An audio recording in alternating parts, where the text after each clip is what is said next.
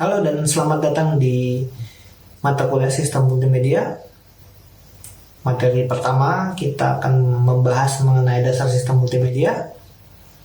Dan selamat datang untuk kalian mahasiswa sistem multimedia, mata kuliah sistem multimedia, dan selamat datang juga bagi yang nyasar ya, atau yang ingin mendalami lagi mengenai sistem multimedia. Semoga betah. Dan disclaimer dulu untuk mata kuliah ini, untuk materi kita yang akan kita dalami selama kurang lebih 1 semester ya. Kita akan mempelajari ini dalam bentuk 2, jadi bentuknya teori dan praktikum.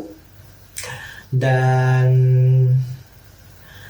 yang perlu dipahami sebelum kita memulai mata kuliah ini yaitu mata kuliah prasyarat. Jadi ini bukan mata kuliah dasar, jadi banyak hal yang harus atau seharusnya kalian kuasai sebelum kalian masuk di sistem multimedia. Karena saya tidak akan membahas lagi dasar, saya akan membahas fokusnya ke sistem multimedia. Mungkin banyak istilah-istilah atau ungkapan-ungkapan yang mungkin kalau kalian tidak memiliki kompetensi, mungkin kalian akan bingung.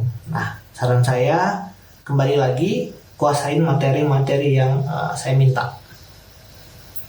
Untuk materi mata kuliah yang wajib kalian kuasai yaitu algoritma pemrograman awal, jadi logika dasar, mata kuliah matematika yang sudah kalian dapatkan dari semester 1 hingga semester 5 seperti kalkulus, aljabar linier, dan teman-temannya yang mungkin membuat kalian trauma ya. Sama kayak saya juga dulu waktu kuliah S1 juga seperti itu, trauma dengan mata kuliah tersebut. Tapi yang apa mau dibilang tetap harus kita jalani, meskipun ya hasilnya mungkin sebagian besar kurang memuaskan. Udah ya, namanya masa lalu, ya udah dilupakan aja. Kecuali memang IPK kalian nggak cukup, saran saya silakan coba untuk kontrak ulang sampai dapat nilai yang memuaskan. Nah, selain algoritma juga dasar-dasar pemrograman, bahasa pemrograman itu wajib dikuasai ya.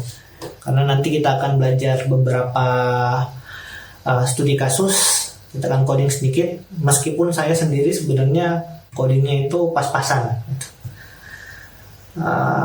karena kurang jam terbang sebenarnya sih. Karena biasanya juga project ataupun ada beberapa tugas ke saya itu di dunia IT, untuk saya jarang sekali harus sampai ke bahasa pemrograman tingkat lanjut seperti mungkin ya PHP yang natif ataupun pakai framework, ataupun harus ke pemrograman yang membutuhkan yang dibutuhkan untuk aplikasi komputer seperti Visual Basic atau C atau C++ dan teman-temannya. Wah, itu malah belum saya pegang sudah berapa puluh tahun. Terakhir pegang pada saat kuliah S1, kayaknya sekitaran 10 atau 11 tahun lalu gitu. Tapi kayaknya mau nggak mau kita harus pelajari kembali. Mungkin akan ke arah sana. Kita lihat aja dulu perkembangannya seperti apa. Karena memang sistem multimedia ini merupakan makanan sehari-hari, dan sebagian besar sistem yang kita kembangkan itu konsep ini sudah harus terimplementasi. Atau kalaupun tidak, nanti kalau kalian ada project bikin sistem, bikin aplikasi, umumnya sistem multimedia ini harus ada, minimal ada. Karena yang saya lihat, yang saya observasi ya seperti itu. Sebelum kita masuk lebih dalam lagi, kayaknya kenalkan dulu ya diri saya ya. Mungkin untuk beberapa kalian yang belum kenal atau belum pernah ketemu saya, perkenalkan, nama saya Rio Van Stixroring. Saya salah satu dosen uh, mau dibilang senior belum, mau dibilang juga junior juga enggak juga, karena sudah 6 tahun di Universitas Mulia Balikpapan, Fakultas Ilmu Komputer, home base-nya di Prodi Informatika. Jadi ya kayaknya saya antara junior dan senior. Ya, salam kenal ya untuk kalian yang mungkin belum kenal atau sudah kenal dan mau kenalan lagi. Ya, salam kenal. Nanti kalau butuh diskusi atau kita butuh perdebatan mengenai materi ini, nanti kita bisa coba bahas atau diskusi di komentar. Nanti kita buka di kolom komentar ya. Oke. Baik. Sistem multimedia itu adalah sistem yang menjadi bahan utama dalam sistem informasi. Jadi kita coba ingat kembali definisi dari sistem informasi dulu sebelum kita coba untuk mendefinisikan sistem multimedia itu. Jadi jangan salah kaprah ya, sistem multimedia ini adalah tempat kita membuat aplikasi multimedia, bukan mempelajari mengenai cara menggunakan aplikasi multimedia seperti Photoshop. Enggak, kita tidak akan mempelajari bagaimana cara menghilangkan gambar mantan pacar kita menggunakan Photoshop. Tidak. Yang akan kita pelajari malah bagaimana cara membuat aplikasi Photoshop itu. Ribet, ya. Ya, kita akan coba bertahap ya. Kita lihat juga kemampuan saya untuk mengajari kalian sampai belepotan ngomongnya, ataupun kemampuan kalian nanti di kelas. Kalau memang levelnya bisa sampai sana, ya monggo kita sama-sama dalami, sama-sama pelajari sampai selesai. Meskipun mungkin aplikasi yang kita buat tidak akan se-powerful aplikasi multimedia yang sudah ada pada umumnya. Enggak. Ya minimal kita sudah bisa membuat aplikasi dasar, misalnya untuk bisa transform gambar-gambar kayak Photoshop gitu. Atau kita bisa buat aplikasi yang bisa menggabungkan video-video seperti yang ada di TikTok, kan bisa digabungin itu. Yang mudah-mudahan bisa. Tapi saya yakin kalian juga bisa kok, meskipun ada beberapa yang, kalau ini kan sistem multimedia di semester 6 ya, sudah 3 tahun. Di 3 tahun ini beberapa dari kalian mungkin merasa galau karena keahlian atau ilmu yang kalian dapat kayaknya kurang.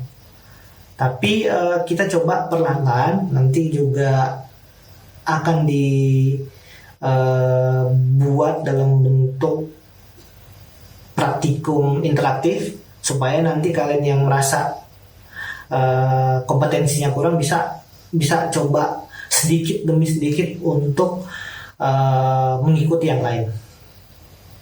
Meskipun ya nggak akan full 100% mungkin ya, tapi ya daripada nggak ada sama sekali, mendingan ya coba. Oke.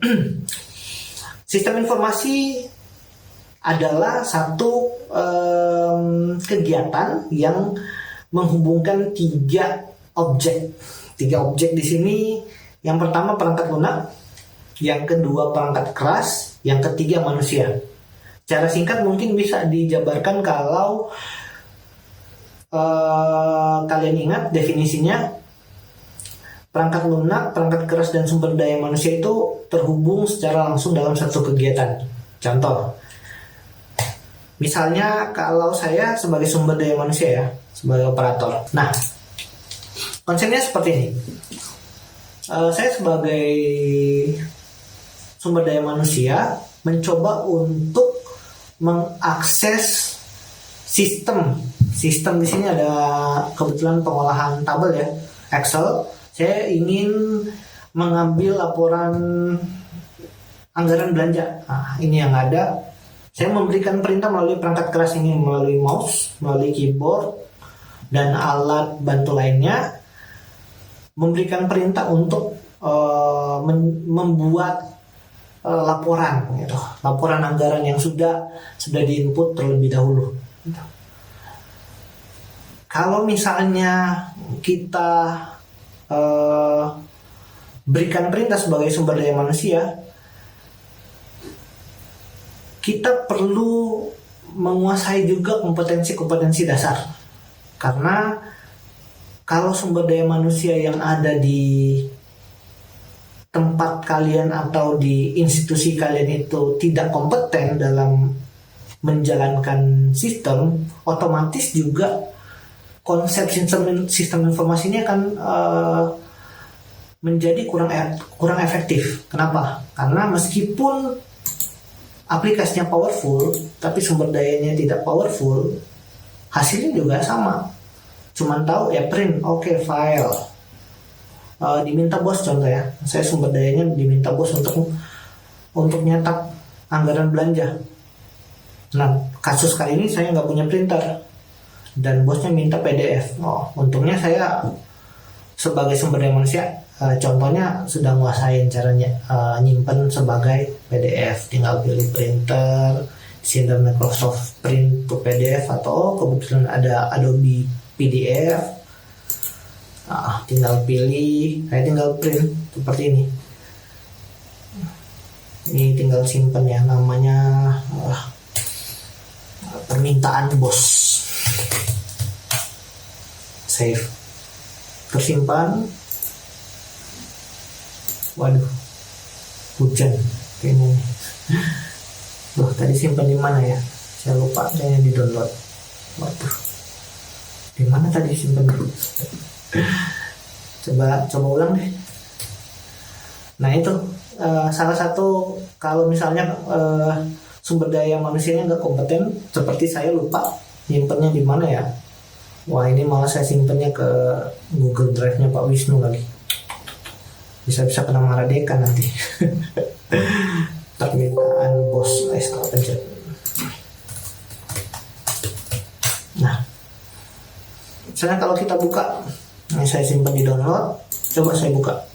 Misalnya bos minta anggaran belanja, tapi saya kurang kompeten, tidak sesuai dengan permintaan bos, nih terpotong, malah jadi 2, bosnya malah nggak bisa baca output dari sistem karena tadi kompeten dari user.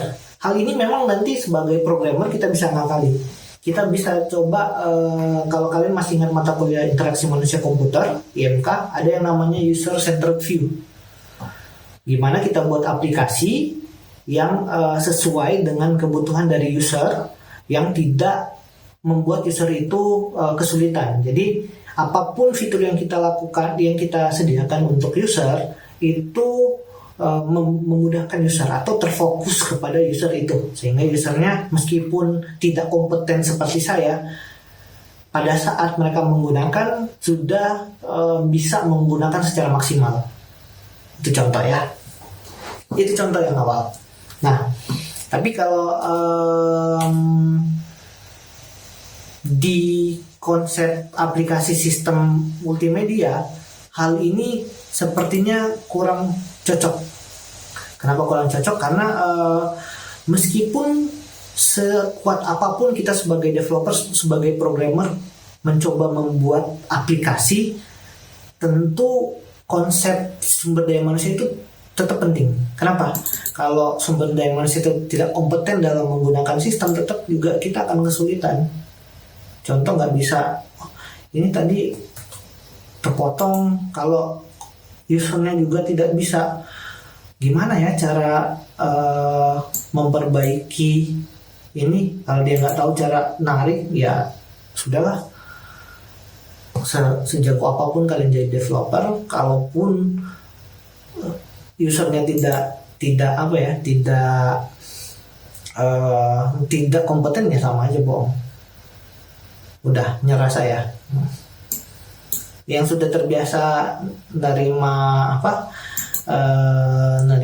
proyekan atau sering bikin aplikasi pasti tahu hal-hal yang seperti itu. Kalau belum, nanti kalian pasti rasakan. Kali nanti mungkin ingat, oh ini yang katanya Pak Riovan itu yang sumber daya tidak kompeten.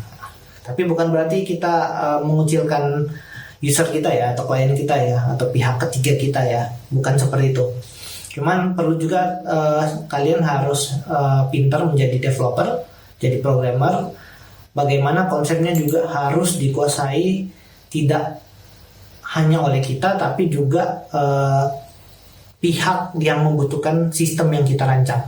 Jadi nggak sekedar kita bikin sistem, tapi orang di sana juga sudah harus menyiapkan SDM yang minimal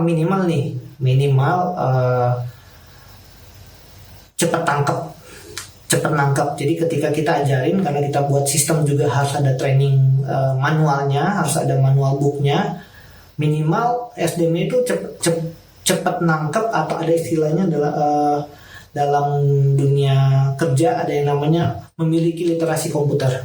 Minimal sudah memiliki literasi komputer. Itu yang paling aman. Nah, kalau sudah kan tinggal di print, misalnya oh ini ternyata nggak sesuai karena nggak landscape. Ini juga mungkin karena kolomnya nggak satu. Udah selesai. Ini Adobe enak, biar langsung bisa di open dari sini gitu. Nah kan otomatis terbuka. Jadi ini contoh perbandingan yang kompetensi sumber daya manusianya kurang. Ini yang sumber daya manusianya lumayan, meskipun kayaknya ini masih ada item-item kosong nih. Item-item putih-putih kosong. Tapi sudah mendingan. Kalau kita kasih ke bos, laporannya seperti ini nggak akan kena marah. Ya, lanjut. Jadi sekali lagi ya, sistem informasi adalah serangkaian kegiatan perangkat lunak, perangkat keras, dan sumber daya manusia yang fungsinya untuk melakukan 3 unsur utama dalam sistem, yaitu memasukkan atau input, memproses, bahasa Inggrisnya sama juga, ataupun tahap akhirnya adalah melakukan mengeluarkan data, output. Jadi data yang dibutuhkan oleh pihak lain. Pihak lain itu bisa kita sendiri sebagai sumber daya manusia, bisa bos, bisa juga klien, bisa juga konsumen, bisa juga pihak lain yang memang membutuhkan. Dan jangan lupa harus secara sistematis, terstruktur, dan dinamis. Ini mengingatkan kalian kalau waktu pemrograman web yang diajarin statis dan dinamis. Bukan responsif ya, tapi dinamis ya. Jadi kalau statis itu konten-konten coding kalian tetap, tidak ada perubahan kecuali kalian ubah. Nah, dinamis ini secara garis besar user yang menggunakan sistem kita itu dapat memanipulasi data-data di dalam, melakukan perubahan data secara langsung tanpa melalui kita sebagai developer. Itu untuk kepentingan kita juga. Nah, jadi yang ini ya, input, proses, output. Ingat kan? Oke. Nah, ini definisi dari sistem multimedia.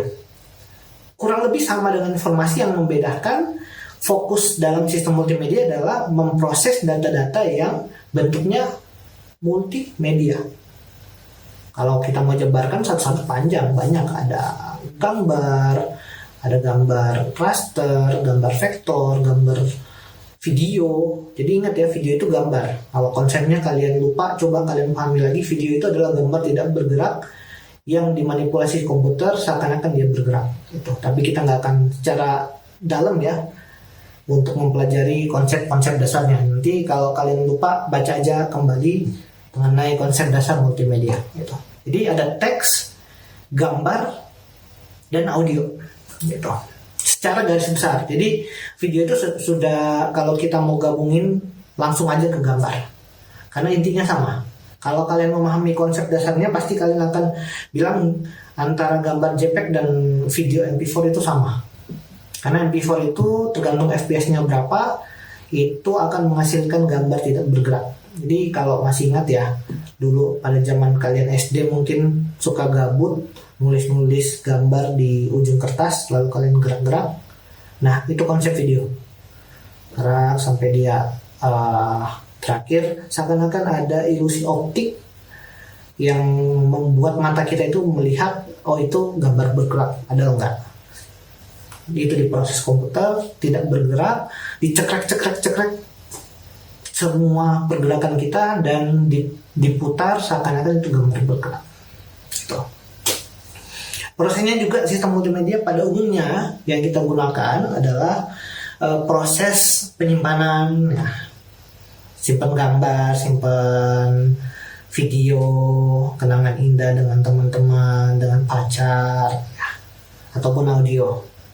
Ada juga manipulasi media untuk kalian yang sering membohongi diri kalian sendiri dengan editing, ngilangin jerawat nih, bengkak pakai Photoshop, atau saya kegemukan ini, coba pakai Photoshop mau dibikin tirus. Nah itu juga salah satu manipulasi. Ya meskipun kita kayaknya nggak akan sampai ke sana ya, nggak tahu kalau sempat mungkin kita materinya sampai sana, tapi ya minimal di output sini kita transform, edit, crop dan lain-lain. Minimal kalian sudah menyediakan fitur-fitur standar yang ada di situ, ngedit gitu. Atau minimal ya ada proses kompresi, mungkin kita bisa kompresi di sana. Ada yang istilahnya nanti kita pelajari lossy, lossless, multiband untuk yang audio, paralel dan lain-lain. Itu nanti kita coba pelajari. Temennya juga konversi, ada juga ya. Kalau konversi ini ya umum sebenarnya sih, kalau di orang komputer mengubah standar file dari yang satu ke yang lain. Contoh kalau misalnya dari JPEG kita mau ubah menjadi PNG bisa. Tapi kalau JPEG ke SVG, kalau yang udah tahu mungkin agak rumit ya. Lebih enak SVG ke JPEG. Ada juga nanti yang tingkat lanjut kita bisa gunakan sistem multimedia untuk data training. Ini sudah sering digunakan. Saya bahkan ngeliat kemarin ada yang sudah bisa bikin AI, bisa menggambar hanya dengan kita memerintahkan dalam bentuk kalimat. Coba gambar abstrak hewan. Nah nanti kalau sudah diklik langsung keluar. Nanti AI-nya, artificial intelligence-nya langsung membuat gambar yang tidak pernah dibuat orang. Jadi pure dari robot yang buat. Kalau sempat nanti saya berikan kontennya. Bagus, keren. Dan mungkin kalau kalian punya judul skripsi ke arah sana, langsung otomatis aja sih. Tapi nanti coba kita pelajari ya. Itu nanti outputnya bentuknya training dataset. Jadi konsepnya sama. Seperti manusia yang diajarin ini cara makan. Nah, nanti manusia itu pelajari, robot juga seperti itu. Ini cara makan seperti ini. Ini gambar hewan, ini gambar kucing, ini gambar serangga. Nah, tapi bedanya dengan AI, ketika AI itu diajarin ini gambar kucing, dia akan ingat terus. Beda dengan manusia yang sering lupa. Saya juga. Contohnya, sering lupa, ini kucing, besoknya lupa kalau itu kucing. Nah, contoh. Dan ada proses-proses lain yang mungkin kalau sempat kita akan pelajari satu persatu. Nah, ini contoh nih, sistem multimedia yang populer, tapi bukan ke sana kita coba buat ya. Ini sebagai satu konsep level tertinggi sebenarnya. Sistem multimedia secara populer. Tapi umumnya nggak cuma terbatas di sini, karena kalau kita lihat misalnya ya, di sini tidak ada Zoom atau aplikasi video conference seperti Google Meet. Padahal secara tidak langsung kalau kita sadari sistem multimedia itu terimplementasi di sana. Gitu. Cuman ya kalau secara umum kalau kita gunakan untuk multimedia biasanya yang seperti ini. Ada Adobe, misalnya Photoshop, ini ada, kebetulan saya sudah install satu full yang 2020, After Effects, Animate, Audition, Illustrator, Photoshop, Premiere Pro, XD, dan lain-lain. Nah, nggak usah tanya klik atau bukan, nggak akan saya jawab. Google Ads. Google Apps juga yang berbasis web sekarang di Chrome sudah banyak. Kalau kita buka, misalnya kalau kita buka Google aja kan, google.com, kok malah buka email, ya sudah, chat home aja kali ya. Nah, kalau kita klik di sini, nah ini misalnya kita buka Drive. Di sini konsep sistem multimedia sudah ada, di mana kita bisa lihat direktori semua file-file kita bisa secara tidak langsung secara kok terlipat-lipat ya, secara tidak langsung kita bisa koneksi dengan aplikasi lain untuk ngedit. Ini sudah memiliki konsep sistem multimedia tingkat lanjut, tingkat atas, sudah levelnya tertinggi sebenarnya sih. Kalau kita mungkin untuk skripsi ya, kalau kalian buat sudah seperti ini, saya rasa otomatis saja sih, karena unsur kebaruannya terpenuhi. Karena unsur kebaruan yang kita perlukan itu adalah unsur kebaruan yang di tingkat universitas belum pernah dilakukan. Ini bisa. Bahkan kalau misalnya unsur kebaruannya lebih tinggi, misalnya di tingkat global kan bisa buat ada unsur kebaruan atau sesuatu yang baru, wow, lebih hebat lagi, bisa cum laude itu. Ini contoh. Selain itu aplikasinya ya nggak cuma yang buat kerjaan ya, misalnya TikTok untuk konten kreator, bikin video-video atau lain-lain gitu. Ini juga ada Microsoft Office, atau kalau kalian ke arah yang tadi programmer untuk aplikasi atau sistem sendiri yang dibutuhkan oleh klien. Kalau kalian yang developer pasti akan suatu saat akan ditawari, kamu bisa buatkan aplikasi penyimpanan dokumen nggak? Atau misalnya kalau umumnya sih bikin, kalau saya ya ditawarkan project ya, bisa buatkan website company profile, bisa. Nanti juga mudah dilakukan kalau misalnya konsep sistem multimedia ini kalian pahami. Betul. Ini untuk PHP, ada juga Android, dan juga untuk kalau ada yang pengembangan game, ini saya masih belajar juga Unreal Engine atau yang lain, silakan mana yang kuat aja buat PC atau laptop kalian. Kalau yang kuatnya cuma pakai Unity, ya udah ke Unity aja. Gitu. Oke. Ini sudah ya, kok balik lagi. Oke. Nah, kayaknya ini sudah cukup panjang ya, kayaknya untuk sekalian aja deh di materi berikutnya ya, berarti dikonsepkan aja dulu dan disiapkan untuk studi kasus. Nah, kita studi kasusnya kita akan coba buat desain. Jadi istilahnya di sini kalau kita diminta, kita sudah bekerja sebagai programmer atau tim IT di perusahaan kecil, lalu perusahaan kecil itu berencana membangun sistem berbasis web. Nah, kita buat dulu yang sederhana, berbasis web untuk nyimpen file-file perusahaan mereka. Ini kalau file-file perusahaan biasanya teks, gambar, dan audio. Dan kalian sebagai programmer nanti akan dimintakan mempersiapkan perangkat lunak dan kerangka awal sistem penyimpanan file-file tersebut. Nah, yang akan kalian siapkan nanti ya tetap kita mulai dari awal. Kalau kalian familiar juga dengan SDLC, System Development Lifecycle, tahap awal adalah planning. Yang akan kalian siapkan adalah perangkat lunak, perangkat keras, ataupun analisis sistemnya. Nah, nanti kita akan buat satu halaman untuk input, form input, lalu nanti ada prosesnya, kayaknya halaman tersendiri biar enak. Lalu nanti kita buat database, satu tabel mungkin untuk isi direktori file-file gitu. Atau mungkin kalau konsepnya bisa kita pahami, mungkin kita bisa simpan langsung ke database ya. Jadi bukan sekedar link medianya, tapi misalnya gambarnya itu kita langsung simpan di MySQL kita. Kemarin sudah ada konsep itu dilakukan oleh kakak tingkat kalian, meskipun kayaknya perangkat infrastrukturnya tidak terlalu mendukung, jadi pada saat kita simpan itu agak lemot. Tapi nggak apa-apa, kita coba. Kalau memang memiliki infrastruktur memadai, saya rasa juga sekarang udah 2021, di konsep penyimpan media langsung ke server itu possible, mungkin dilakukan. Jadi nanti kita akan ke arah sana. Untuk sementara mungkin kita siapkan dulu perangkat kerasnya, perangkat lunak. Ini kayaknya nggak perlu perangkat keras kecuali laptop atau PC masing-masing.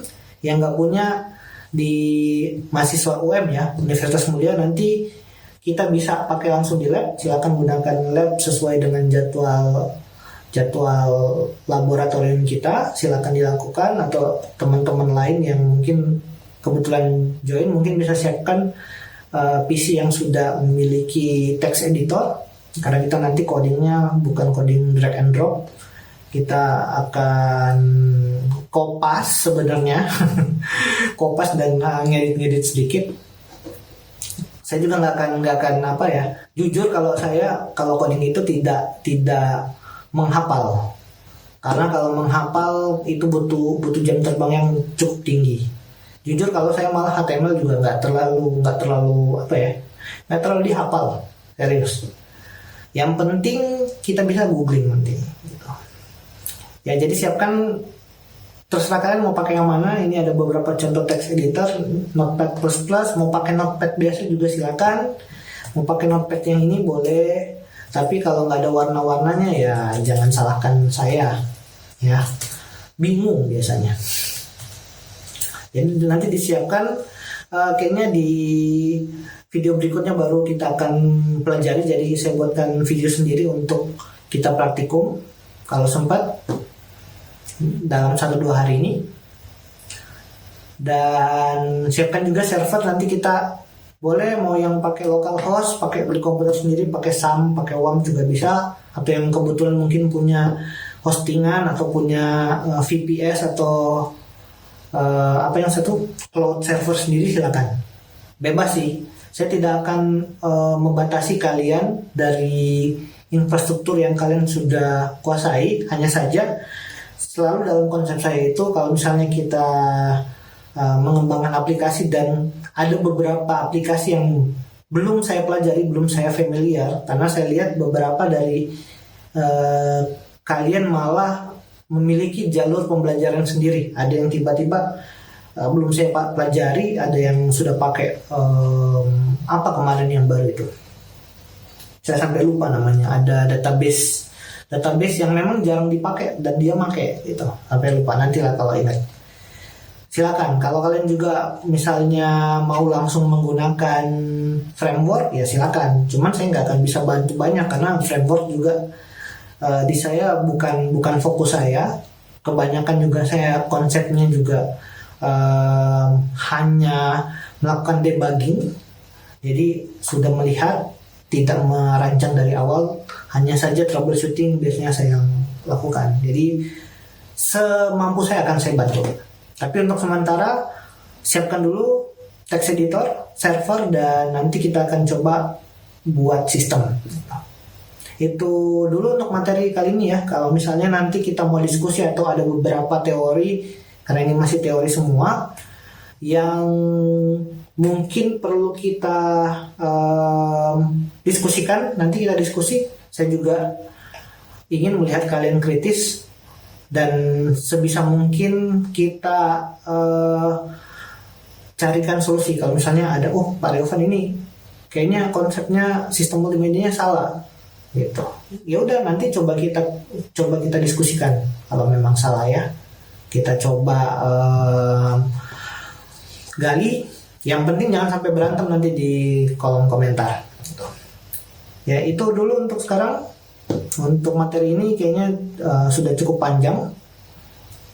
Kalau ada pertanyaan bisa langsung di komentar, atau misalnya kalau perlu bisa japri saya. Sudah punya nomor WA saya, bisa japri, tapi mungkin slow respon ya. Maklum, saya juga banyak kerjaannya. Itu aja untuk hari ini ya.